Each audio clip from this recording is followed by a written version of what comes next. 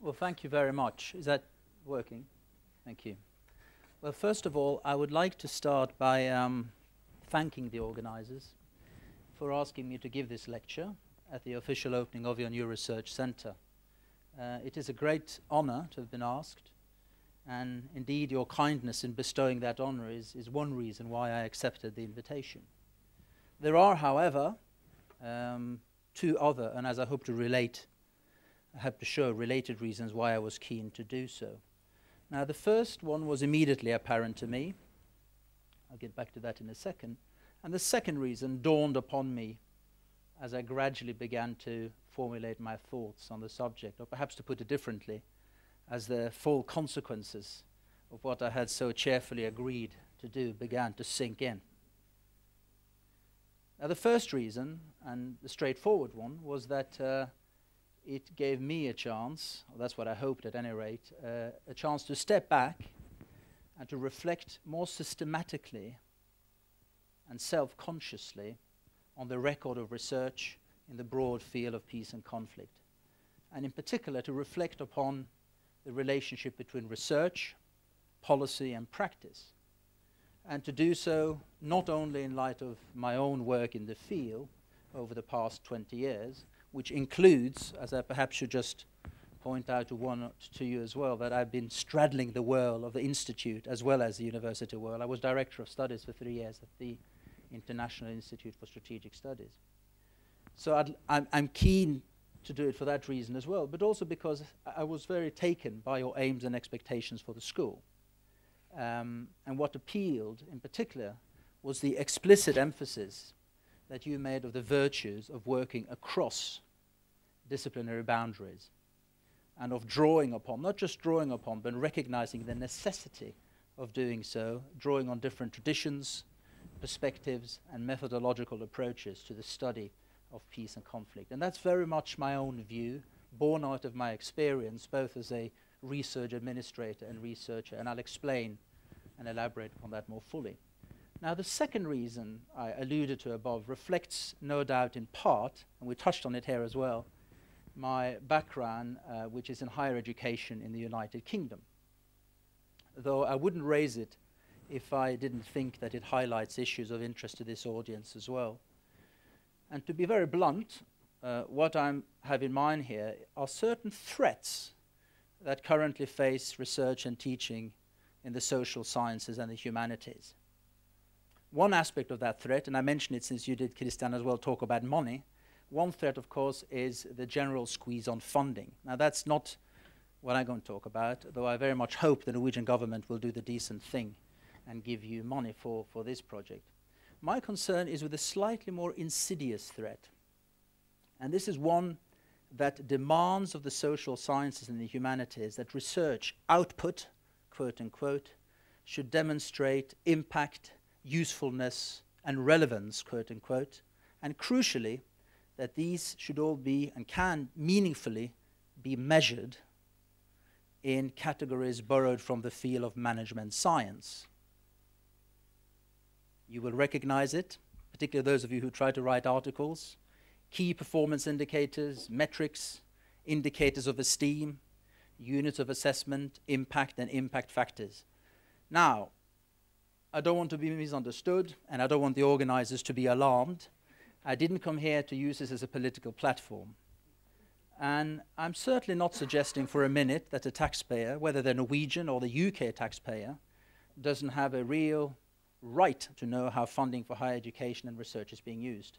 Nor am I suggesting, and this is the key point, that relevance in the broader sense, and I'll come back to the meaning of that, is not important. Indeed, having straddled the world myself of institutes and research and the university world, I have a particular interest in policy relevance, particularly policy relevance in the field of peace and conflict, which is why we are here. What I'm trying to do instead in the second point, I think, is twofold. First of all, to show that the criteria for relevance is necessarily in this field broader and different one in the study of peace and conflict than in many of the harder disciplines. It certainly cannot be reduced to the need to serve technological progress or material well-being, which is what the demand for usefulness in the end usually amounts to when the role of funding for universities come up. But second, I also want to, and this again, I'm trying to make a version out of the fact that this is a joint project between the universities and between the Research Institute, I want to defend or restate, if you like, the classical idea of the liberal university, and particularly the values enshrined in the idea of a liberal university, and which teaching for students here, which these values seeking to inculcate. And those values are impartiality of judgment, tolerance, a spirit of critical inquiry, and observance of the basic rules of logic. Now, to defend and champion those values requires independence and freedom to set the research agenda. And setting the research agenda in peace and conflict, in turns, means embracing a wide range of disciplinary approaches, bringing their insights to bear on any given issue, and not to restrict research by imposing demands for policy relevance narrowly conceived. Now, I will return to this as my preliminary remarks, and hopefully, by the time I reach the conclusion, what I've just said will be more clear to you. So what am I going to do from now on? Well, how am I going to address these issues? I obviously can't do justice to the breadth, nonetheless, given the title of my talk, I can't do justice to the breadth of research. I have to be selective and concentrate on the fields with which I'm most particular, but also some that touch on some of these larger issues and then illuminate the relationship between research and policy. And to this end, what I'll do for the rest of the time allotted to me is to divide my talk into two parts. First, I want to say something more specifically about a research area I've been involved in and which tells us some broader lessons.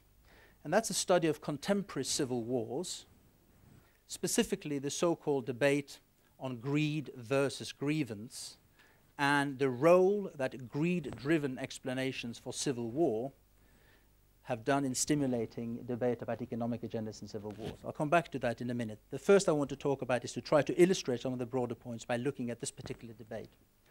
Secondly, and more ambitiously and perhaps more foolhardy, I want to try to make some more general observations about the record of research in peace and conflict over the past 20 years. And those observations, when I come to them, are of a more cross-cutting kind, and I'm trying to speak here to the purposes of the new research school. Now, if some of those general observations strike you as critical, quote unquote, the intention is that they should be so in a neutral, positive, or forward-looking way.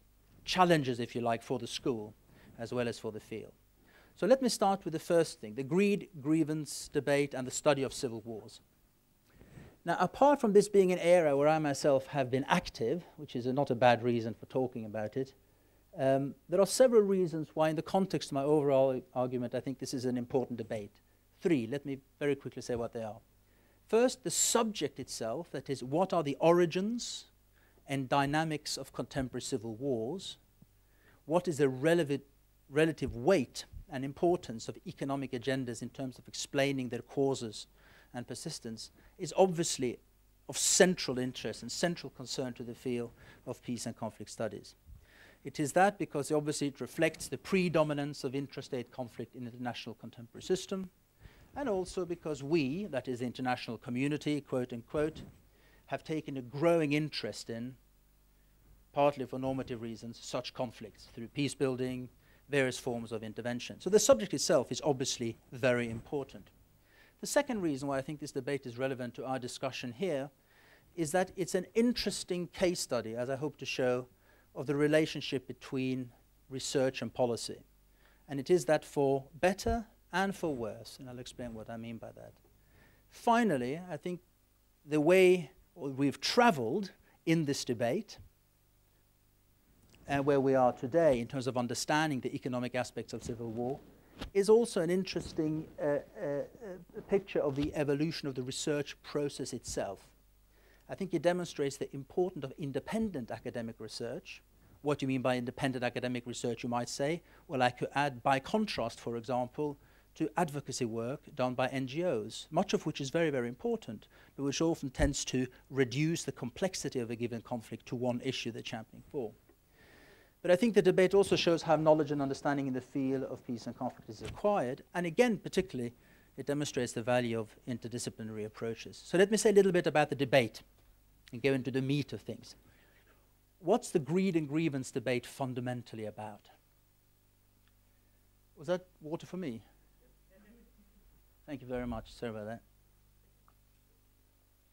For the purpose of the argument here, Paul Collier, a British economist who's been part of this debate, made a contribution to a book which I edited in 1999, together with David Malone.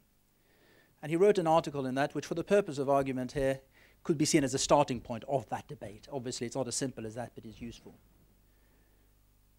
What Paul Collier said to begin with, and what he presented in this article, was what I would call the greed thesis of civil war in its pure and unqualified form.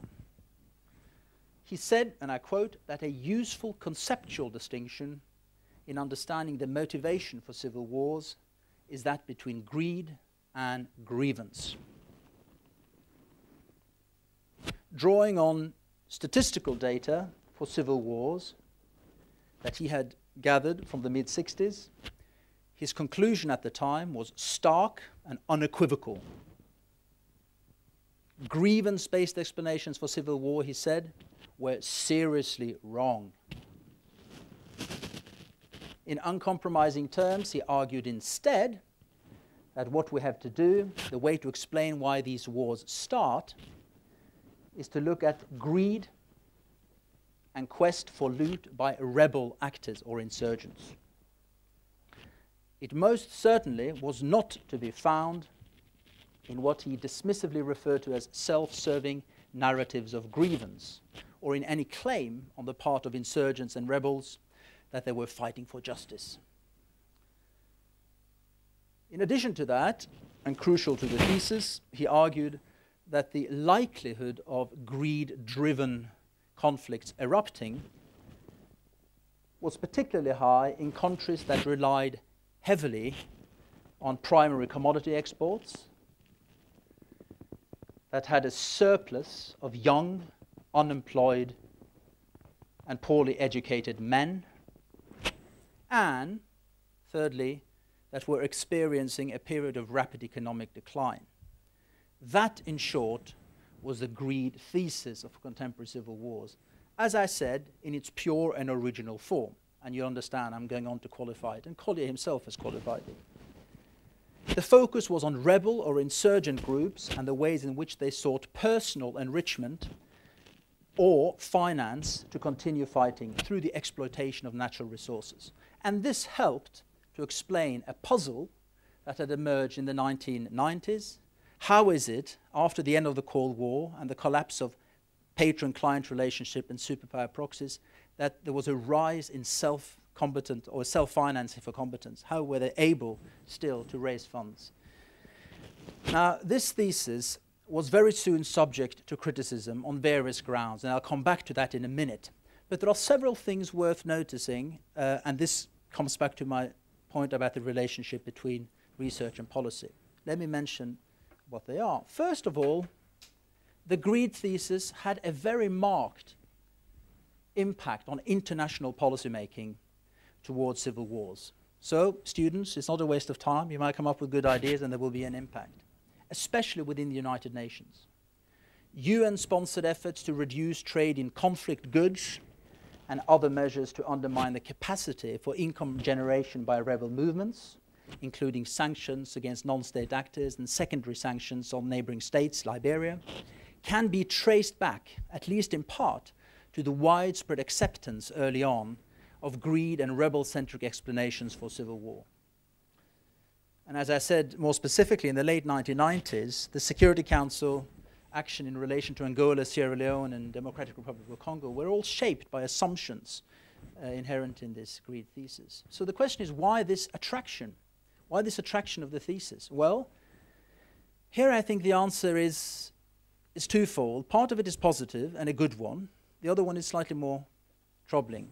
The positive one is that this focus on economic agenda and motivations, however problematic the greed thesis in its pure form was, offered an important and valuable corrective to theories that sought to explain that civil wars were simply a function of irrational and essentially inexplicable primordial qualities, All of you, no doubt, will have read and heard about Robert Kaplan's article, The Coming Anarchy.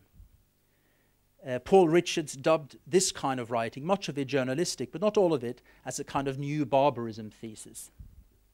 So by drawing attention to economic agendas in the way Collier and others did, they provided a useful corrective to those explanations, which were always empirically unsustainable for a start, often highly impressionistic, and sometimes downright suspect for other reasons. So in a way, no sacrificium intellectus is actually needed. You can explain the behavior of actors in conflict by reason and rationality. Now, the second reason, I think, why the greed thesis was welcomed is slightly more problematic. And I think that is because the thesis, the way it was presented by Collier initially, was steeped in statistical analysis and social science methodology, which had the effect, for policymakers in particular, to simplify the complexity of many of the conflicts confronting policymakers. To the policy community, not surprisingly, the reduction of a conflict to a struggle over economic resources also reduces at the same time the policy challenge. You don't have to deal with identity-driven issues. You don't have to deal with ideas, history, religion, ideology. Those are at any rate very, very hard to resolve and do not provide obvious entry point for policy making. So by contrast, economic resources and assets appear at any rate in principle divisible, and that opens the possibility for achieving peace through technical measures, and that explains, certainly in the short to medium term, why we had movement on things like conflict goods and so on and so forth. Now, as I said, the original thesis that I presented that focused on the exploitation by natural sources by rebel groups was soon challenged, and rightly so. It is nonetheless worth making this point again, that the reason there was a real effect on policy here was that Collier did us a service, I think, by presenting his initial findings, if you like, in a dogmatic, almost polemical and uncompromising term. It served a useful purpose, a heuristic purpose. And it reminds me of what Kolakowski once wrote about both Marx and Freud, when he said that by expressing their theories in extreme form, they succeeded in bringing real problems to general notice and opening up valuable fields of exploration. This they could probably not have done if they had qualified their views with scrupulous reservations and so deprived them of a clear-cut online and polemical force. Now, it's a very dangerous thing to say in front of a PhD audience, because you'll go off and write outrageous things and think you get away with it. But the point I want to make, that I think this no doubt had an effect, because what it did was very quickly to lead to a challenge to the thesis. And I think the criticisms fall broadly into two categories. First of all was to criticize, if you like, Collier and his early work on his own terms, to look at his own methodology, to look at the statistical data and its robustness. And all of that was done and was quite interesting. I say quite interesting with a bit of a tongue-in-cheek. But there were problems you'll all be familiar with from the courses you do. Questions of how you collect the evidence, questions about coding and selection and so on and so forth. And in particular, in the case of greed and grievance, and we don't need to talk about it here, the questionable choice and use of indicated proxies for greed and grievance. Now, while these are all real enough problems and obviously have to be addressed, they are in some ways arguably not the key ones in terms of the study of civil war and interstate conflict. And you could argue, as Donald Green does, that they're kind of pedestrian methodological defects because they can be fixed. I think what was more fundamental criticism about the thesis, and this is where I liked what Laurie Nathan at the LSE wrote about it, the problem really at the end was that the very methods chosen to ascertain the causes of civil war were done without studying civil war itself. You're trying to determine the motives of rebels without studying rebels and rebellion. And I think that's exactly what came out from the work that then followed, the initial polarization, the problems of distinguishing between greed and grievance. The problems with that emerged most clearly from the number of historical and qualitative case studies that then were developed and written, partly in response to the economic determinism of the greed thesis. And these studies, which included others than just the very familiar ones from Central Africa and West Africa, but also Cambodia, Burma, Colombia, and the Balkans, they all make it clear that reducing civil wars simply to a fight over lucrative natural resources, sparked and driven simply by the predatory designs and actions of greedy, loot-seeking rebels and corrupt governments, are as unsatisfactory and incomplete as those explanations that privileged irrational and supposedly primordial character of conflict. That's not, of course, to suggest that economic motives and opportunities are unimportant to the understanding of contemporary conflict, and the DRC, Eastern Congo, is a daily reminder of that. But what it does suggest that these economic agendas and motives can only be understood in relation to a given historical, cultural, and political context in which that conflict is played out. And as a follow-up volume to the book I edited by Ballantyne, Karen Ballantyne, some of you may know her, she's very sadly passed away last year. As that volume, which was a series of case studies, summarized it, economic incentives and opportunities have not been the only or even the primary cause of these armed conflicts. Rather, to varying degree, they interacted with socioeconomic and political grievances, inter-ethnic disputes, and security dilemmas in triggering the outbreak of warfare. While the same evidence suggests that economic factors may play a more important role in sustaining conflict rather than leading to its eruption, it still is impossible to neatly separate economic and political agendas. And what is really of interest to the study of civil war, both its outbreak and its dynamics, is of course the interaction between economic and political agendas, and in a way what you might call, very simplistically, but I think usefully, that is the political, more of a political economy perspective on armed conflict. And I should add, I didn't want to have a go at Collier at all. A few years later, in Breaking the Conflict Trap, Collier and his team of researchers openly acknowledge that although greed cannot be discounted, it does not appear to be the powerful force behind rebellion that earlier theories assumed. So, in the end, we, the research community, have advanced the field, and policymakers, I would submit, have a much better sense now of the need to account for the political economy of war and peace when looking at a conflict. And I think, to give you an example, you can think about later, no time, I think this is evident already in the discussion about state failure and state building, where I think the mechanical metaphor of state building that dominated the 1990s, mechanical metaphor simply means that the state is like a car which breaks down, you go and fix it and it sort of drives on, is much too simplistic. What you often have is not so much a collapse of a state, but the alternative, the emergence of an alternative system of power, protection and profit. And once you begin to think of the conflict in those terms, the policy implications are not just more difficult, but more interesting. So that's what I wanted to do with the greed and grievance debate. And I want to go on, as I said, perhaps foolhardy and ambitiously, to make some general observations. And they are necessarily in headline and telegraphic form. And I hope they cut across and are of particular interest to the students, which I'm glad are here. I will make 5 broad observations, and that is surveying the period as a whole, being mindful of what the aims and expectations of the school are, and also drawing upon my research experience. There is obviously some overlap between them. Let me say briefly what they are first, and then I'll talk about them. First, I want to talk a bit about continuity and discontinuity in the study of war and conflict. In particular, what I feel has been a tendency to draw too sharp a distinction, in spite of the title I gave you, between the Cold War and the post-Cold War period.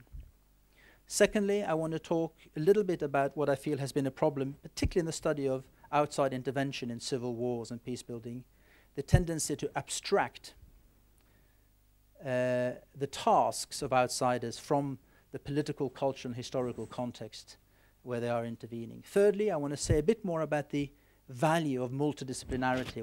Why is it valuable, rather than just as a rhetorical thing? What is it about it? I want to come back a little bit to the question of policy relevance.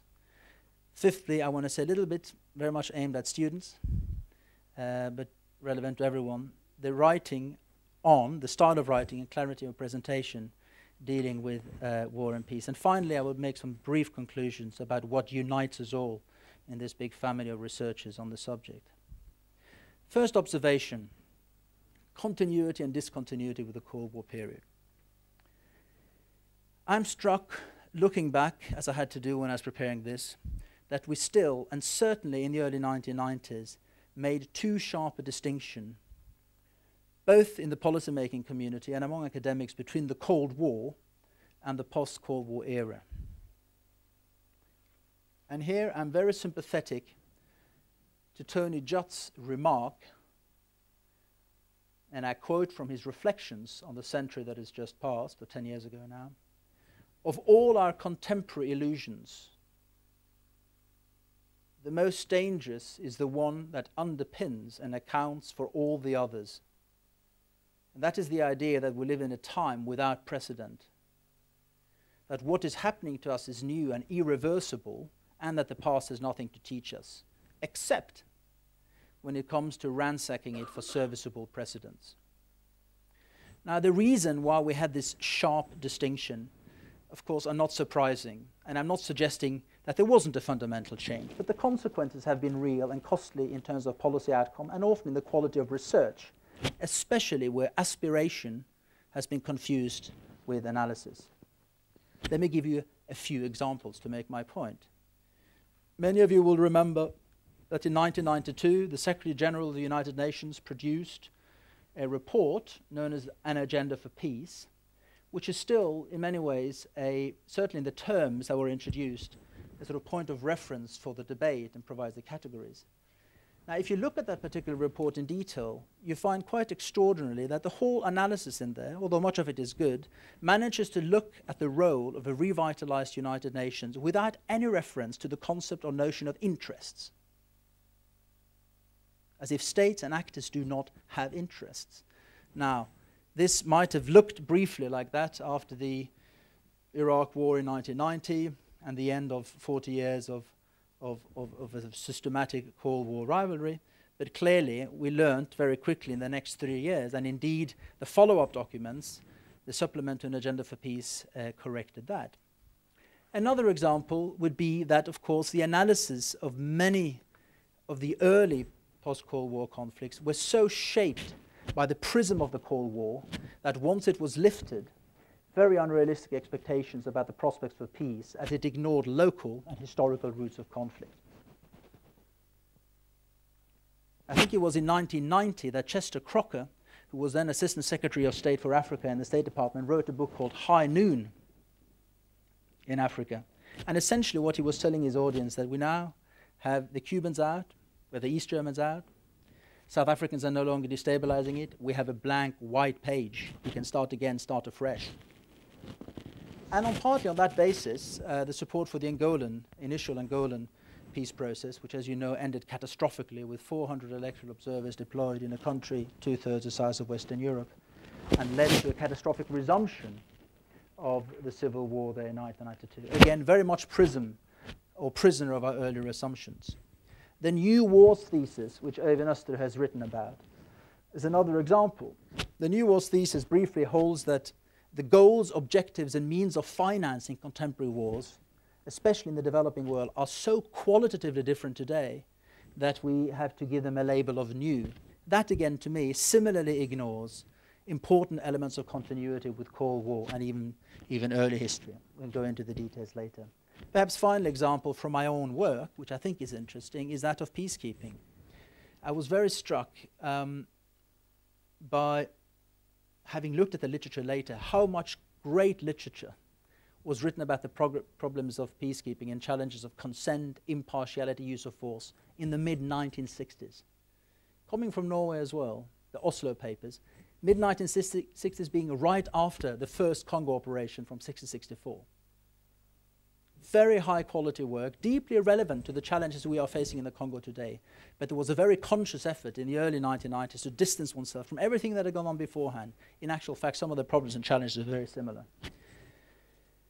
Second point I wanted to make, I suggested that the field of peace and conflict research, especially that which is aspired to provide Western policymakers with a prescription from intervening in war-torn societies, whether in a peacekeeping or a more ambitious peace-building mode, have often displayed what I would say too much of a tendency to abstract those tasks from their political, cultural, and historical context. And all too often, the result has been an ahistorical and static view of the challenges posed by outside intervention in war-torn society. And in particular, a failure to take account of the variety of ways in which the past constrains, shapes, imposes limits on what outsiders can realistically achieve. This tendency has encouraged what I'd call a social engineering approach to the conception of peace building. And I think it also helps to explain why outsiders, hopefully they will have learned some lessons, have failed to appreciate the extent to which their own actions, our own actions, policies and historical baggage necessarily contribute to shaping the post-conflict environment, whether through the stirrings of nationalisms, whether by legitimizing or delegitimizing local power structures, or by empowering what are, for better or worse, key local actors.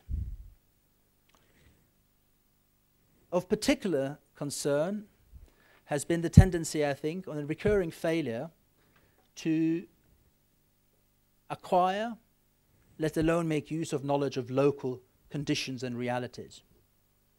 And such knowledge, I think, as the experience of the past 2 decades has shown, is clearly critical to a deeper understanding of the politics, the society, and the patterns of violence characteristic of post-conflict setting. At that point, local knowledge leads me naturally to the next one, because those who have provided us with more local knowledge are anthropologists who have made a very significant contribution, I think, to our understanding of micro-dynamics of war. And this is my point about the value and necessity of multidisciplinary approaches to the study of peace and conflict. Now, what do we mean by, this is great to be multidisciplinary? Even this, you may remember my old tutor at the LSE, Philip Windsor. He's long since left us and passed. But a couple of years ago, before he died, he wrote a short article about the state of the discipline, this discipline being international relations. And international relations is here, to me, very similar to what we are trying to do in peace and conflict. And what he said was the following, that IR, or peace and conflict, is bound to be comprehensive by virtue of its preoccupation. Just think of the range of things you are studying. But it cannot be unitary because of its preoccupation. What we have, therefore, as he said, is a non-discipline. We have a crossroads where different disciplines meet. But importantly, that's a source of strength rather than of weakness. And this is one area, to my mind, where my own experience has repeatedly told me the value of engaging with other disciplines. Recent work that I have done, and this is just not because Christian Hartviken is here, but he contributed to that, is to look at the persistence of violence in post-conflict settings. And what we did there was to collect a series of different case studies and try to reflect, are there any patterns across here? And I was very struck by how often individual or generalized explanations invariably remained ultimately partial and needed to be supplemented by additional perspectives. Christian's own contribution is directly relevant to what I said earlier about the greed and grievance thesis. Because by looking at warlords in East and Afghanistan, he showed how important, how unimportant, if at all, were the economic motives in explaining their behavior. Similarly, there is a very impressive body of work on the rationality and strategic calculations of violence in civil war, much of it very persuasive. You'll be familiar with the work of Kalivas. But often I find that it only takes you that far. I have a student now, a PhD student, who's working on the problem of conspicuous or gratuitous violence in the Sierra Leone civil war. By that I simply mean the kind of violence which doesn't really fit and work, to my mind at any rate, in the sort of strategic framework. And again, there might be other disciplines worth looking at. If I can make a very quick footnote here, again, it sounds like I'm making a sort of political point. But this has all sorts of implications of what kind of funding, or who should get funding for work and research and studies. And I come back to the UK debate about, what is relevant, what deserves funding, what can be measured normally in terms of the UK incorporated. Two areas in the UK that have suffered, I think, are area studies, you refer to as an American term, but also languages. Terrible. I mean, how are we going to be able to understand these without encouraging the study of languages? And I remember Fred Halliday made this point very interestingly when the Afghan war, or the intervention in 2001, began to dominate the television screens. All sorts of people popped up on the television screen, commentating on the war, and under there was a title, security expert, or intelligence expert. Or none of them were actually experts in Afghanistan. We have quite a similar situation in the UK with Libya. There are few people who actually fully understand some of these local sources of conflict attention that I refer to. So area studies and language is very, very important. Fourth, the meaning of policy relevance. Well, it follows from what I said, hopefully, that policy relevance in this field cannot be thought of simply in templated or technocratic terms, or being geared towards producing clear-cut and obvious policy choices. The research outcomes, the things that you'll be producing, will be just as much about highlighting risks, unintended consequences, and perhaps unavoidable dilemma, often of a moral kind, that face any outsider engaged in conflict. And that should, of course, and that's not a bad thing, induce greater caution and humility on the part of outsiders. And that might not have been a bad thing if we look at the pattern of intervention over the past 10 years. I think a very useful parallel here, and a quote I was struck with, is from a historian, Jeremy Black, who talks about the uses of history. And he says there is a critical distinction to be drawn between history as providing answers, quote unquote, and history as questions offered by scholars alive to the difficulties and dangers of predicting outcomes. It's a very important distinction. It might not be what policymakers want to hear, but it might be what's necessary. Because it might mean accepting dilemmas as outsiders and recognizing that choices will not always present themselves as good or bad, right or wrong, but could be between bad and very bad. And again, what research can do is to illustrate the complexity of the problems and questions. Now, I have examples to make my point, but I won't do it when I'm running out of time, but I'll be very happy to come back to it. Style of writing and clarity of presentation. This sounds boring, but I think there is a deeper point about it. George Orwell, as you all know, the master of plain English, was always on the lookout for what he called avoidable ugliness. And I think we as teachers and as students should also strive and encourage clarity in exposition, precision, and succinctness in presentation of arguments and research findings. In particular, I think we should, I know you've read many articles, you know what I'm talking about. We should avoid language that is overly self-referential or indeed self-indulgent. And very often such language is also obscuranist. Now, the point I'm making here is not really that we should try to make our work and writings more pleasing or accessible to the non-expert reader, though that itself is not a bad reason. We should do that as well.